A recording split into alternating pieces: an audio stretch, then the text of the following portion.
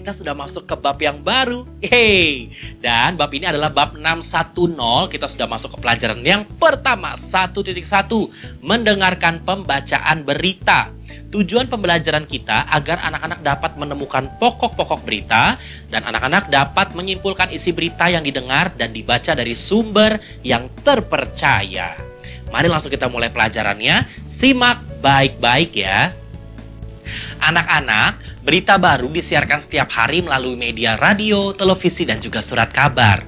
Nah, ada beberapa jenis-jenis berita. Yang pertama berita langsung, yaitu berita yang isinya informasi terkini atau terbaru dan tertulis di halaman depan surat kabar. Contohnya berita yang segera harus disampaikan, seperti berita pemilihan umum, berita perang, keadaan ekonomi suatu negara, dan lain-lain. Berikutnya ada contoh lain nih dari berita langsung, yaitu berita terbaru harian yang biasanya memberikan informasi tentang asal-usul atau latar belakang, seperti berita seputar gaya hidup, seni, atau hiburan. Berikutnya ada berita opini, yaitu berita yang berisi laporan seseorang akan sesuatu hal.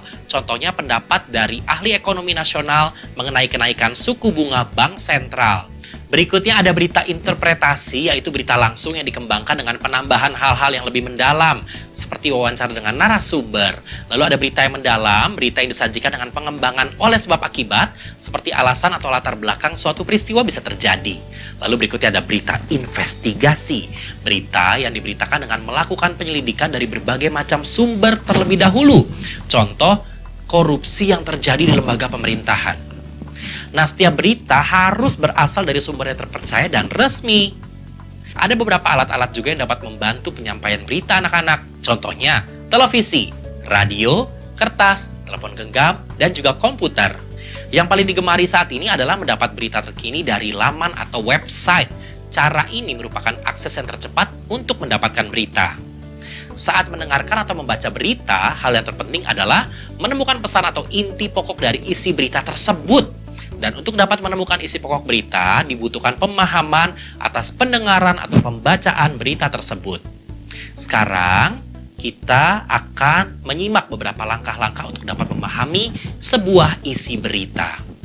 Oke, ada beberapa langkah-langkah dalam memahami berita anak-anak. Yang pertama, kita dengarkan atau baca berita dengan seksama tanpa terganggu oleh hal-hal di sekitar. Lalu kita catat hal-hal penting yang terdapat di dalam isi berita tersebut. Dan juga kita dengarkan atau baca kembali atau baca ulang berita tersebut supaya benar-benar memahami isi berita.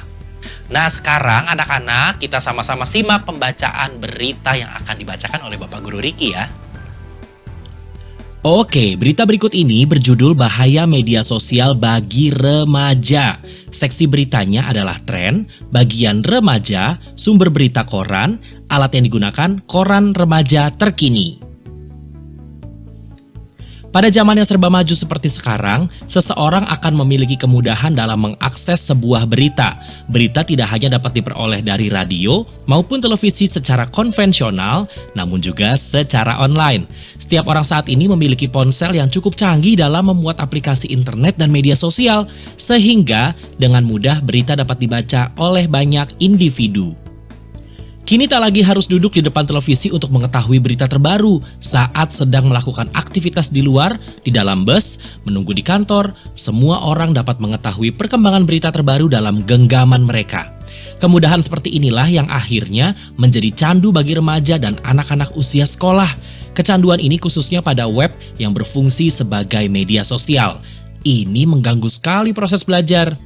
Bagaimana tidak, saat di kelas guru sedang menerangkan pun, terkadang ada siswa yang mengakses media sosial dari ponsel mereka secara diam-diam.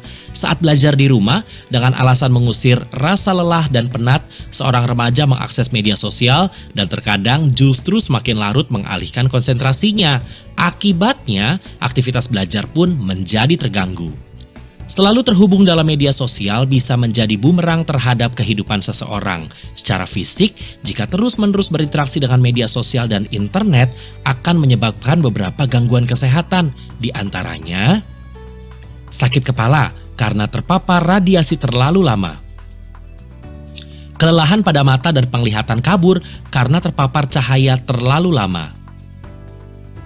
Nyeri pada otot bahu. Postur tubuh dan tulang menjadi jelek karena posisi duduk yang tidak tepat. Obesitas yang disebabkan karena kurangnya aktivitas fisik. Dari berita tadi kita bisa menyimpulkan beberapa hal. Yang pertama, zaman sekarang semua orang mendapatkan kemudahan untuk mengakses berita. Berikutnya dengan ponsel beserta sambungan internet, mudah sekali loh untuk seseorang membaca dan menonton berita. Berikutnya, kemudahan dalam mengakses internet dapat menjadi suatu candu bagi pemakainya.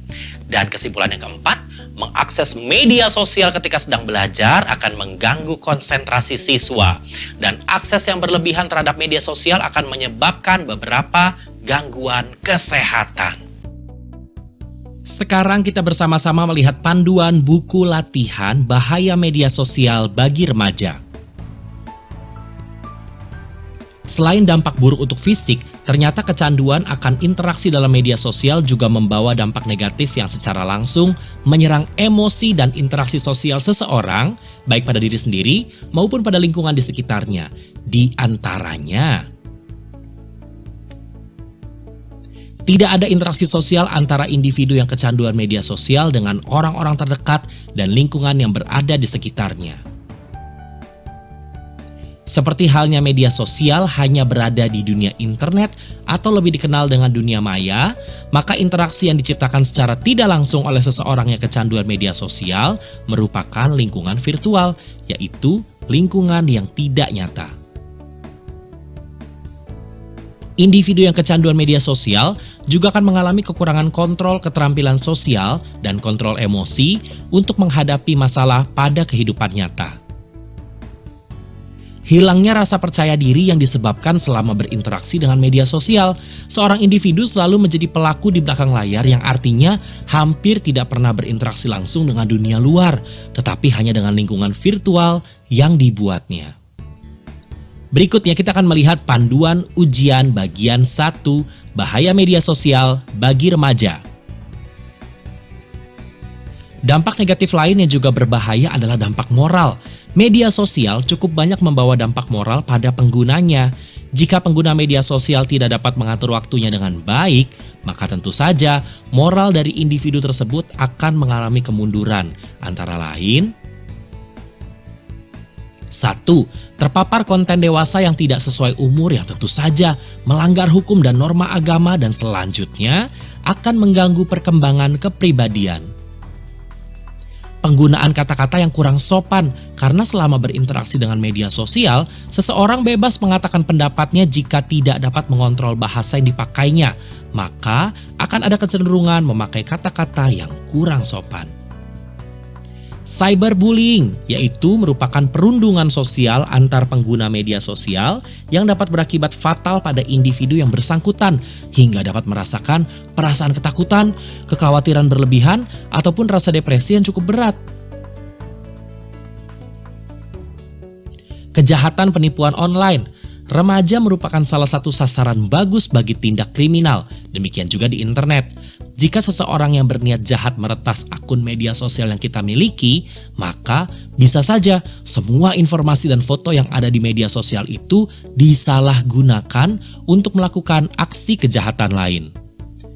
Di samping dampak negatif, media sosial sebenarnya cukup banyak memberikan dampak positif apabila digunakan dengan porsi yang tepat dan tidak berlebihan.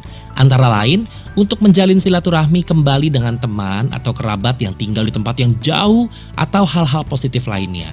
Karena itulah, mari kita menggunakan media sosial dengan bijaksana. Anak-anak, kita sudah selesai belajar di pelajaran yang pertama dari bab yang baru, bab 610, yaitu pelajaran mendengarkan pembacaan berita. Berikutnya anak-anak ambil buku kegiatan, kerjakan latihannya, salam cerdas untuk semuanya. Dah.